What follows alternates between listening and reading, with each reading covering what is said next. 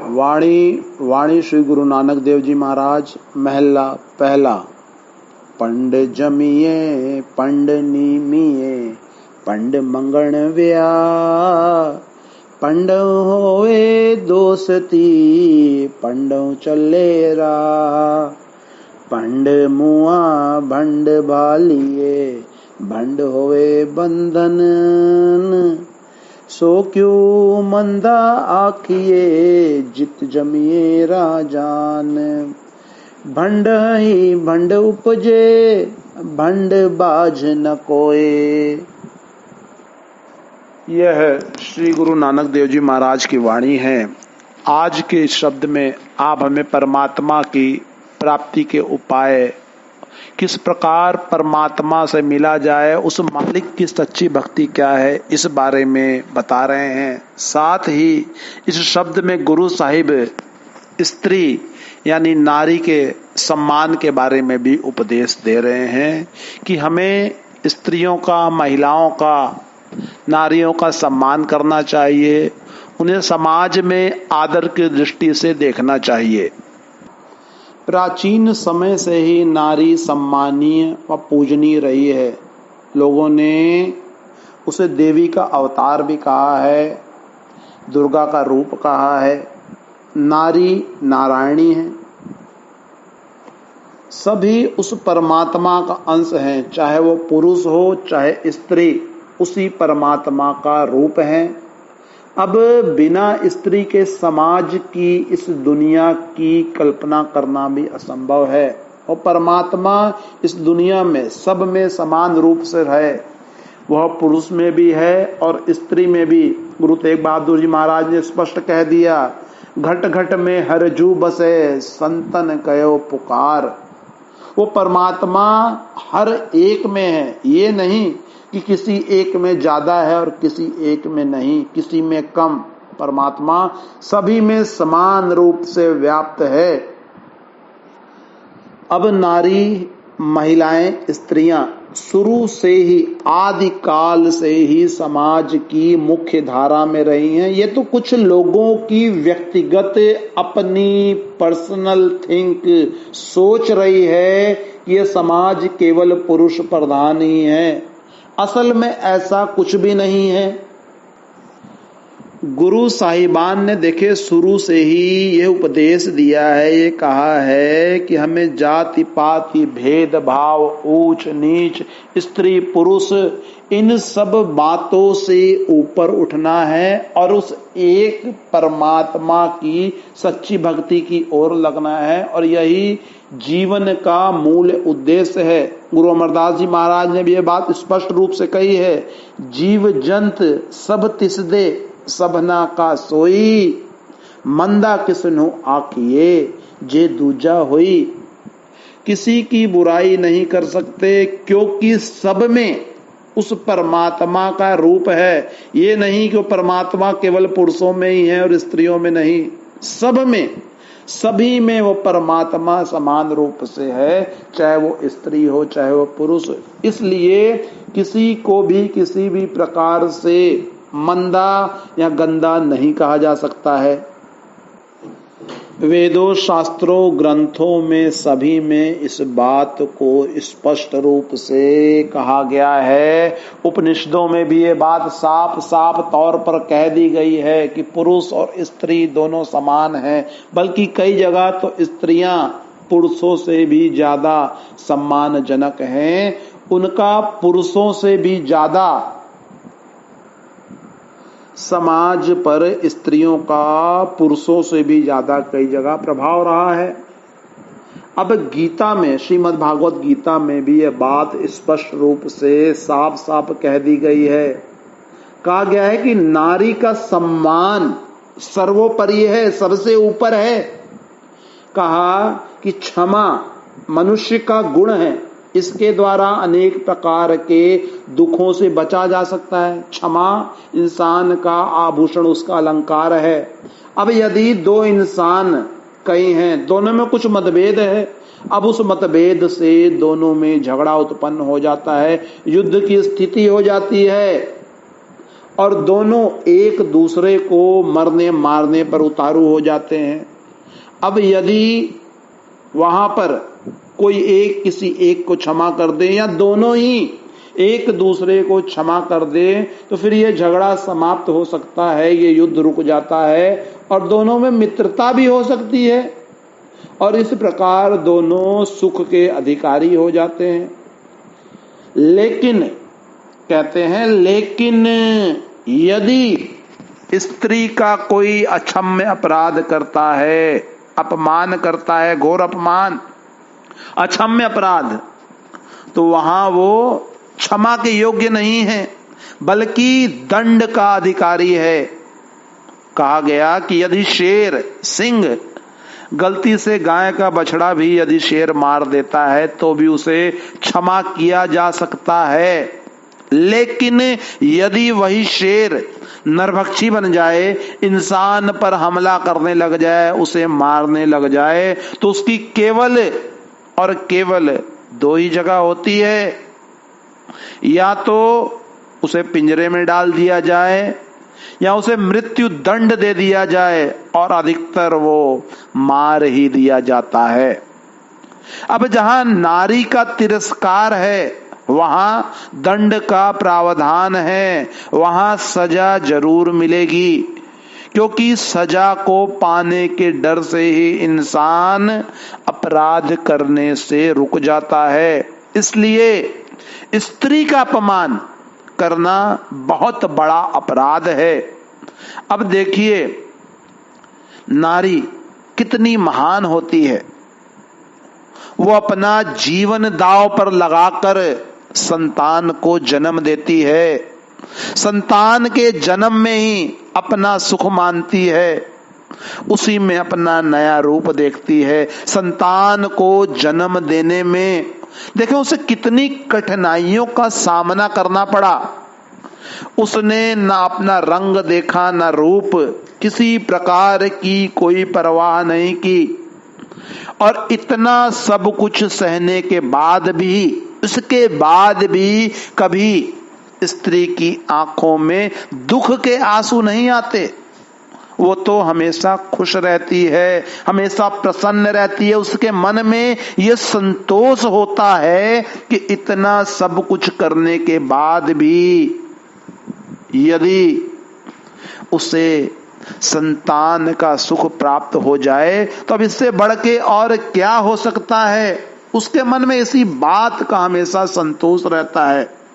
अब स्त्री इतनी महान होती है, मीराबाई जी ने बात और स्पष्ट रूप से खोलकर बता दी, कह दी, वेद पुराण बखानी महिमा, लगे न गुण को पार, योग याग जप तप नहीं जानो, नाम निरंतर सार। किसी को भला बुरा आखने से, कहने से कुछ लाभ होने वाला नहीं है। लाभ तो केवल एक ही है कि उस परमात्मा की सच्ची भक्ति में लग के उससे मिलाप हासिल कर लिया जाए और परमात्मा गुरु के द्वारा बताए गए सच्चे नाम के द्वारा ही मिलता है, और यही मूल सार है। अब स्त्रियां, महिलाएं समाज के लिए कितना कुछ करती हैं। यदि स्त्रियां ना हो तो समाज की कल्पना करना भी बेमानी होगा। अब इतना सब कुछ करने के बाद भी यदि स्त्री को महान ना कहा जाए, उसे सम्मानित ना किया जाए, तो क्या ये सही होगा?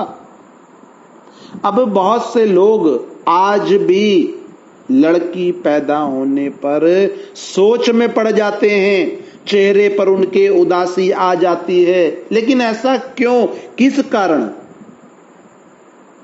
लड़कियां आज के समाज में भी, पहले भी और आज के समाज में भी पुरुषों से किसी भी मायने में कम नहीं है। अब कहना तो नहीं चाहिए, लेकिन कुछ बातें लोगों को कड़वी लगती है। लेकिन कहते हैं जो दवा कड़वी होती है वो थोड़ा जल्दी असर करती है। अब जिस लड़के की चाहत में कई लोग बड़ा खुश होते हैं और जब वही लड़का, वही बेटा बड़ा होकर उनकी बातों को नहीं मानता, उनकी बातों को नहीं सुनता, सुनकर भी अनसुना कर देता है, तो दिल पर क्या बीतती है ये आप बड़े ही अच्छे तरीके से भली बाती जानते हैं। कई लोगों का तो अच्छा खासा बड़ा परिवार है, बड़ा परिवार होने पर भी ओल्ड एज होम, वृद्धा आश्रम में जाकर रहते हैं। अब जिस लड़के को पाल पोस कर इतने शौक के साथ बड़ा किया, हाई एजुकेशन दिलाई, पढ़ाया लिखाया, उसका कैरियर बनाया, आज वही लड़का आपको हाथ पकड़कर वृद्धा आश्रम में छोड़ के आता है और पूछने पर क्या कहता है कि जी घर पर इनका ख्याल ठीक से नहीं रख पाते थे, अब ये यहां पर इस वृद्धा आश्रम में ठीक ठाक रहेंगे, अच्छे तरीके से रहेंगे, यहां इनकी देखभाल घर से बढ़िया तरीके से हो सकेगी। अब इस बात में कितनी सच्चाई है ये बात मुझसे बेहतर आप सब लोग जानते हैं। अब इसके विपरीत लड़कियां शादी ब्याह हो जाने के बाद भी, शादी ब्याह जब हो जाए उसके पहले तो सेवा करती हैं, उसके बाद भी माँ बाप का बड़ा ही ख्याल रखती हैं, बल्कि कई बार तो इसके लिए उन्हें परेशानियां भी उत्पन्न हो जाती हैं। ससुराल में कुछ बातें भी सुननी पड़ जाती हैं, लेकिन फिर भी माँ बाप भाई बहन का प्यार कभी भुलाती नहीं है। हर एक जमाने में, हर एक युग में नारी स्त्री पुरुषों के साथ कंधे से कंधा मिलाकर चली है। कहीं पर ये माँ बनी, कहीं बेटी, कहीं पत्नी बनी, कहीं बहन। स्त्री के बिना ये संसार, ये दुनिया अधूरी है।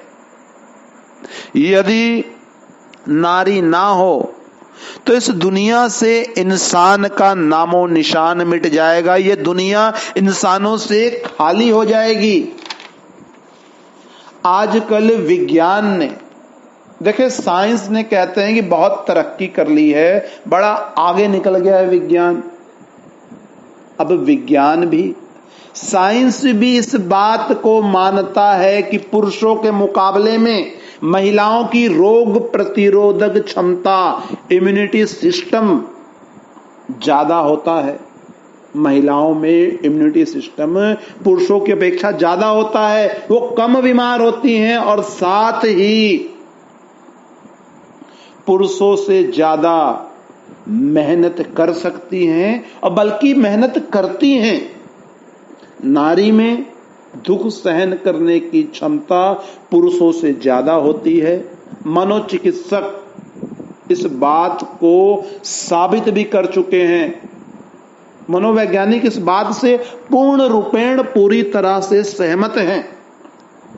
अब यदि इंसान को, मनुष्य को आने वाले समय में इस प्लैनेट पर, धरती पर, दुनिया में कायम रहना है, बने रहना है, तो इसके लिए नारी का उचित सम्मान, उसकी देखभाल, सुरक्षा, सामाजिक सहयोग बहुत जरूरी है। यदि नारी नहीं होगी तो मनुष्य आने वाले समय में अपने आप ही विलुप्त हो जाएगा, इस दुनिया से खत्म हो जाएगा। ये मॉडर्न साइंस भी मानता है कि यदि नारी जन्म दर कम होती है, कम होती जाएगी, तो इसके परिणाम बड़े ही भयानक होंगे।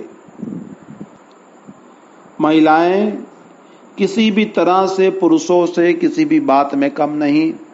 रानी लक्ष्मीबाई, रानी पद्मावती, रजिया सुल्तान, मीराबाई, मदर टेरेसा, इन सबको आज भी सम्मान की दृष्टि से ही देखा जाता है। प्राचीन काल से ही नारी को सम्मान दिया गया है और यही बात आज के इस शब्द में, इस कड़ी में गुरु नानक देव जी महाराज ने स्पष्ट रूप से कही है। गुरु साहिब कहते हैं कि स्त्री से ही इंसान जन्म लेता है, उसके पेट में ही प्राणी का शरीर बनता है, स्त्री के द्वारा ही मंगनी और विवाह होता है, स्त्री के द्वारा ही लोगों से संबंध बनता है, रिश्तेदारियां होती है और स्त्री से ही ये दुनिया चलती है। अगर स्त्री मर जाए तो फिर इंसान को बड़ा ही दुख तकलीफ होता है। स्त्री से ही रिश्तेदारियां उत्पन्न होती हैं, स्त्री राजाओं महाराजाओं को जन्म देती है। ऐसी महान स्त्री को उसे बुरा कहना ठीक नहीं है। स्त्री से ही स्त्री पैदा होती है। इस दुनिया में कोई भी जीव, कोई भी इंसान नारी के बिना पैदा नहीं हो सकता है। ये संसार का, इस दुनिया का नियम है कि संसार में मनुष्य की उत्पत्ति के लिए नारी का होना जरूरी है। इसलिए हमें भी नारी का सम्मान करना चाहिए। अब देखिए अगली तुक में गुरु साहिब अगली कड़ी में क्या समझा रहे हैं, बड़े ही ध्यान पूर्वक और एकाग्र चित्त होकर सुने। नानक पंडे बाहर एको सच्चा सोए, जिन मुख सदा सलाहिए, पाग रति चार, नानक ते मुख उजले, तित सच्चे दरबार। गुरु नानक देव जी महाराज कहते हैं, हे नानक, केवल एक सच्चा वो प्रभु ही है, वो परमात्मा ही है जो स्त्री से पैदा नहीं हुआ। चाहे मनुष्य हो चाहे स्त्री हो, जो भी हो, इस दुनिया में अपने आप से उस परमात्मा की कृपा से ही, उस मालिक की दया से ही वो उत्पन्न हुआ है और सभी उस परमात्मा के ही गुण गाने के लिए संसार में उत्पन्न हुए हैं। अब स्त्री हो चाहे पुरुष, जो सदा ही उस प्रभु के अपने मुख से गुणगान करते हैं, जिनका मन उस परमात्मा में उनकी भक्ति पे ही लगा रहता है, उनके माथे पे भाग्यों की वो मणि है, मतलब कि उनका भाग बड़ा ऊंचा है, बड़े भाग्यशाली लोग हैं इस संसार में। और वही मुख उस सच्चे प्रभु के दरबार में, उस परमात्मा के दरबार में सुंदर लगते हैं। अब देखिए संत महात्मा इस संसार में, इस दुनिया में जब भी आते हैं, इंसान को उपदेश करते हैं, उसे समझाते हैं, हमेशा कुछ ना कुछ उसके भले, उसके लाभ की ही बातें बताते हैं। अब ये नहीं कि महात्मा इस दुनिया में आए और चुपचाप चले गए, ऐसा नहीं होता। वे महात्मा इसे बार बार समझाते हैं, इंसान को कहते हैं भाई, कभी उसे भाई कहते हैं, कभी उसे अपना मित्र कहते हैं, कभी उसे गाफिल, अचेत, मूर्ख, अज्ञानी, बावरा आदि कई नामों से, कई प्रकार से उसे समझाते हैं, उसे चेतावनी देते हैं। अब सबसे पहले तो ये बात अच्छी तरह समझ लेनी चाहिए कि इंसान इस दुनिया में क्यों आया, परमात्मा ने मनुष्य का जन्म क्यों दिया। अब मनुष्य का जन्म इसे इसलिए मिला ताकि इस जन्म का फायदा उठाकर इस मनुष्य के जामे में बैठ के परमात्मा की भक्ति कर सके। इंसान के जामे के अलावा, इस मनुष्य जन्म के अलावा और किसी जन्म में और किसी जामे में ये शक्ति, ये पावर है ही नहीं कि उसमें बैठकर परमात्मा की सच्ची भक्ति की जाए, परमात्मा के नाम का सुमरन किया जा सके। ये खासियत, ये सिफत परमात्मा ने केवल और केवल इंसान को बख्शी है। इसलिए इस दुनिया में इंसान को अशरफुल मखलूकात, सृष्टि का सिरमौर, सरताज, टॉप ऑफ द क्रिएशन कहा जाता है। अब इस दुनिया में आए थे परमात्मा की भक्ति के लिए और आकर इस दुनिया में ही उलझ गए, माया के जाल में फंस गए। कबीर साहब जी महाराज ने स्पष्ट कह दिया, कबीर खाण ही छाड़ के काकर चुन चुन खाए, रतन गवाया रेत में फिर पीछे पछताए। तुझे खाने के लिए कितना बढ़िया अच्छा मीठा मीठा सामान मिला था, कितने एक से बढ़िया एक मीठे व्यंजन मिले थे, और उसे छोड़कर कंकड़ पत्थर वो भी चुन चुन कर खाता है। अब इतना बढ़िया ये मानस शरीर, ये रतन तुझे मिला था, इसको गवा देता है इस संसार के नाशवान पदार्थों में, जो रेत है, मिट्टी है, जिन्हें आज नहीं तो कल नष्ट ही हो जाना है। और जब समय रही रहेगा, जिस समय मौत का समय आ जाएगा, फिर उस समय पछताएगा कि हाय सारी जिंदगी यूं ही इन रिश्ते नातों में ही लगा रहा और अपना कुछ बनाया नहीं। इस दुनिया में भी रहना है, काम काज भी करना है, लेकिन अपना असल मूल उद्देश्य नहीं भूलना है। नानक कच्चड़ियां शिव तोड़, टूंड सजन संत पकियां, ओ जूंदे विछड़े ओ मुइया न जाई छोड़। अपना काम भी करना है, घर परिवार में भी रहना है, लेकिन असलियत को सदा याद रखना है कि मृत्यु के वक्त कोई भी साथ नहीं जा सकता सिवाय गुरु के नाम के, परमात्मा की सच्ची भक्ति के। इसलिए कहते हैं जितनी जल्दी हो सके। अब जल्दी क्यों कहते हैं, ये क्यों नहीं कहते कि आराम से करना, 2 4 5 10 20 साल बाद करना। वो इसलिए कहते हैं कि समय का, वक्त का कोई भरोसा नहीं। ये जो श्वासों की पूंजी, ये जो जीवन किसी को कितने दिन का, कितने समय का मिला है ना, ये कोई नहीं जानता। आज है, कल हो ना हो। इसलिए कहते हैं जितनी जल्दी हो सके उतनी जल्दी आ, और आकर परमात्मा की भक्ति में लग जा, संतों की शरण कर ले, सत्संग में आ जा, परमात्मा के नाम के साथ जुड़ जा। पलटू दास जी महाराज ने इस बात को और स्पष्ट कर दिया। आप कहते हैं जो दिन गया सो जान दे, मूर्ख अजहू चेत, कहता पलटू दास है, करिले हरि से हेत। जितनी जल्दी हो सके परमात्मा की भक्ति में आ और लग जा, परमात्मा से प्रेम प्यार कर ले। अब कई लोग कहते हैं जी काल का बड़ा जोर है, काल का प्रभाव है, माया के चक्कर में फंसे हुए हैं, काल परमात्मा की भक्ति की ओर हमें आने नहीं देता। अब ये भी अपनी सोच का, समझ का फर्क है। काल आपका कुछ नहीं कर सकता, काल उस परमात्मा का बनाया हुआ ही है। काल का हुक्म सिर्फ और सिर्फ उन्हीं जीवों पर चलता है जो परमात्मा को भुलाकर इस दुनिया के प्रेम प्यार में लगे रहते हैं। यहाँ अनेकों तरह के काम धंधों में ही खोए रहते हैं और उस मालिक को भूले रहते हैं। गुरु अर्जुन देव जी महाराज ने स्पष्ट रूप से कह दिया है, साध संग धर्म राय कर सेवा। जो जीव संत सतगुरु की शरण प्राप्त करके नाम की कमाई में लग जाते हैं, वे काल के जाल से हमेशा के लिए मुक्त हो जाते हैं, बल्कि काल तो उनका सेवक बन जाता है। कबीर साहब जी महाराज ने स्पष्ट कह दिया, काल अकाल खसम का कीना, ए पर पंच बधावनु। कह कबीर ते अंत मुक्ते, जिन हृदय नाम रसायन। काल उनकी कुछ कर ही नहीं सकता जिनकी भक्ति परमात्मा में है, मालिक के जो प्रेम प्यार में लगे हुए हैं। स्वामी जी महाराज ने भी स्पष्ट रूप से कह दिया, शब्द कमाई करहे मीत, शब्द प्रताप काल को जीत। परमात्मा के शब्द से, उसके नाम से जुड़ जाओ, सच्ची भक्ति में लग जाओ और काल को जीत लो, फिर काल कुछ नहीं कर सकता।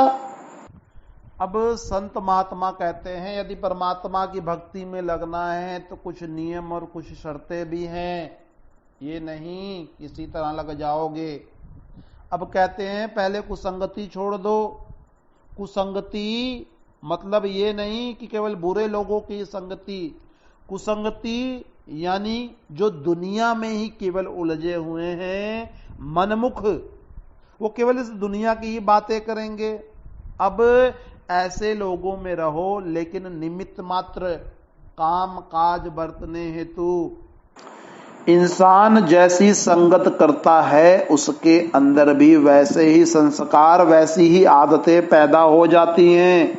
जब बच्चा बड़ा होकर घर से बाहर पांव रखता है ना, तो माता पिता सबसे पहले बुरे लोगों की संगति से ही बचने का उपदेश देते हैं। तो जब यदि बच्चे के लिए इतना ज्यादा सोचते हो तो कुछ अमल खुद भी उस पर कर लो, कुसंगति से दूर रहो और सत्संग में आओ, संतों महात्माओं का सत्संग करो, क्योंकि महात्मा हमेशा परमात्मा की भक्ति का ही उपदेश देते हैं। कबीर साहब जी महाराज ने स्पष्ट कर दिया, संगति से सुख उपजे, कुसंगति से दुख जोए। का कबीर तहां जाइए, साधु संग जहां होए। कुसंगति करेंगे तो दुख मिलेगा और संतों महात्माओं की संगति से सुख हो जाएगा। इसलिए कहते हैं कि जहां साधु की संगति, सत्संग हो, वही जाना चाहिए। वहां जाने से सभी प्रकार के सुख प्राप्त हो जाते हैं। साथ ही बताते हैं कि परमात्मा की भक्ति के लिए मन में सेवा का भाव होना भी बड़ा जरूरी है। गुरु अर्जुन देव जी महाराज ने स्पष्ट कह दिया, सेवक को सेवा बन आई, हुक्म बूझ परम पद लाई। अब सेवा भी कई प्रकार की है। तन की सेवा वो भी जरूरी है, मन की सेवा वो भी जरूरी है, और धन की सेवा वो भी जरूरी है। तीनों का अपना अलग अलग महत्व है और तीनों एक दूसरे की पूरक है। अब यदि कोई व्यक्ति तन से सेवा नहीं कर सकता तो धन से सेवा कर देता है। यदि किसी का शरीर उस लायक नहीं है, किसी प्रकार से अस्वस्थ है, तो धन द्वारा सेवा कर देता है। भाव मन में सेवा का होना चाहिए। गुरु अमरदास जी महाराज ने कहा है, सतगुरु की सेवा सफल है, जो जो करे चित लाए। अंतर में भाव सेवा का ही होना चाहिए। अब जो लोग धन की सेवा करने में असमर्थ हैं, वो तन से सेवा करते हैं।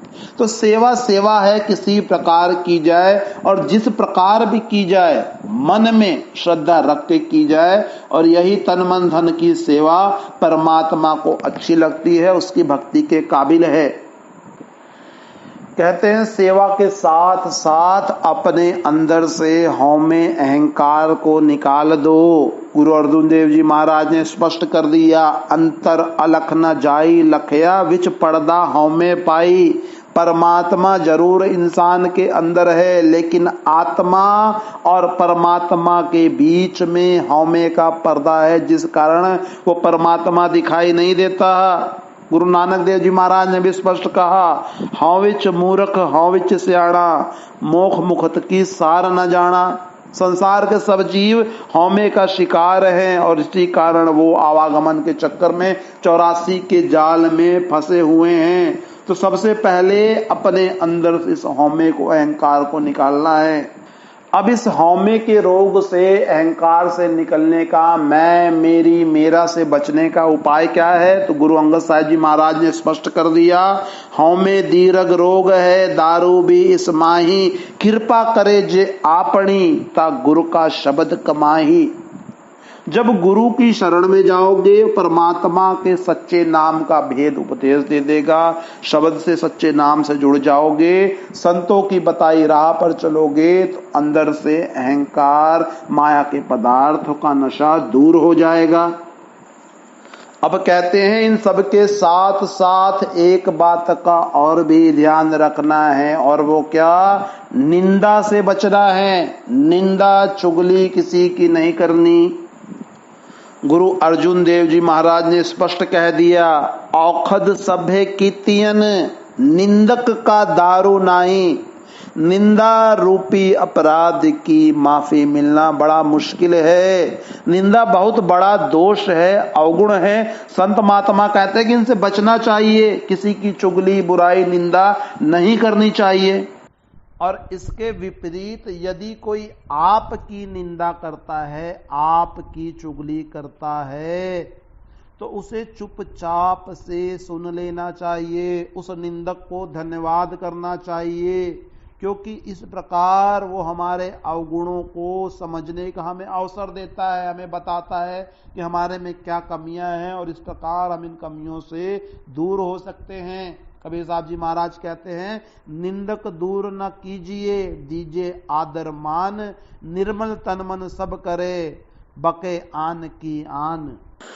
आपको खुद किसी की निंदा करनी नहीं है, चुगली करनी नहीं है, और यदि कोई आपकी निंदा चुगली करता है, आपके विषय में भला बुरा कहता है, तो उसे क्षमा कर देना है, उसके बारे में मन में किसी प्रकार का द्वेष ग्लानि नहीं रखनी है। यही संतों की शिक्षा है, क्योंकि यदि मन में किसी के लिए किसी प्रकार का द्वेष, क्रोध, अहंकार रहेगा, तो फिर उस मन में परमात्मा के रहने की जगह कहाँ रहेगी?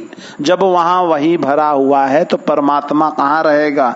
इसलिए यदि उस परमात्मा से मिलकर सदा का सच्चा सुख हासिल करना है, तो संतों महात्माओं की बताओ गई इन बातों पर पूर्ण रूपे अमल करना चाहिए, और जितनी जल्दी हो सके उतनी जल्दी परमार्थ की ओर लगना चाहिए।